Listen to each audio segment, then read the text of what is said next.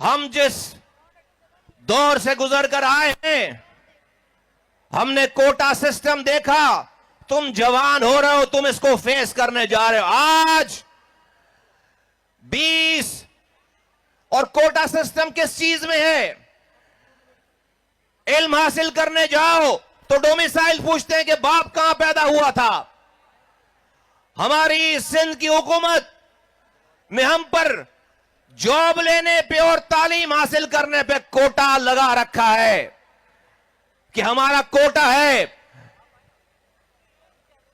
اور اس کوٹے پہ ہمیں نوکری اور تعلیم نہیں ملتی. آج اس ایم کیو ایم نے تمہارے سامنے دنیا کے 20 ایسے کورس لانچ کیے ہیں کہ جس کو استعمال کرنے کے لیے کوئی کوٹا نہیں ہے، اس کے لیے کوئی کوٹا نہیں ہے. وہ میرا سیاسی مخالف بھی استعمال کر سکتا ہے، وہ میرا حمایتی بھی استعمال کر سکتا ہے، وہ میری زبان والا بھی استعمال کر سکتا ہے، وہ میرے مسلک کے مخالف، میرے مذہب کے مخالف انسان بھی استعمال کر سکتا ہے. ہم نے آج سندھ پر لاگو کوٹا سسٹم کو زمیں بوس کر دیا ہے.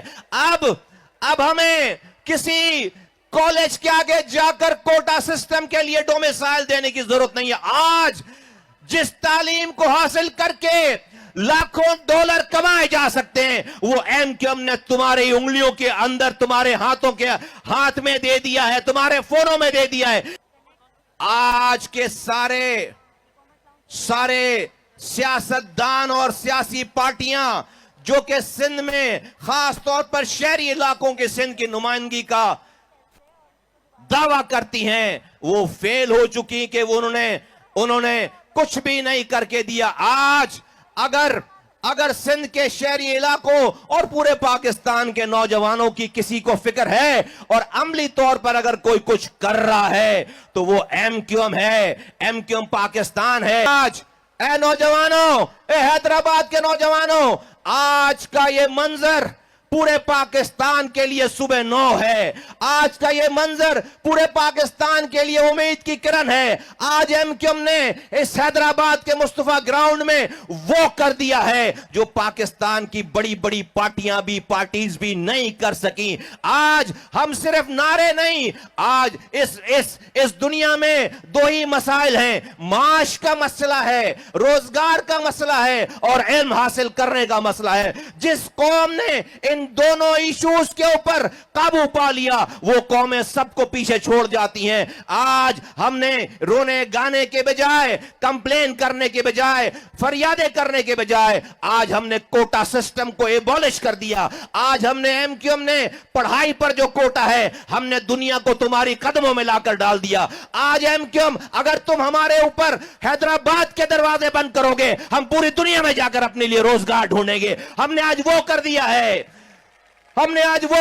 ہے، کہ ہم پوری دنیا میں جا کر ہم اس قابل بنائیں گے اپنے نوجوان کو کہ اگر تم حیدرآباد میں میرے نوجوانوں پر تم روزگار کی اور تعلیم کے دروازے بند کرتے ہو، ہم پوری دنیا کی تعلیم اپنے قدموں میں لا کر ڈالیں گے. پوری دنیا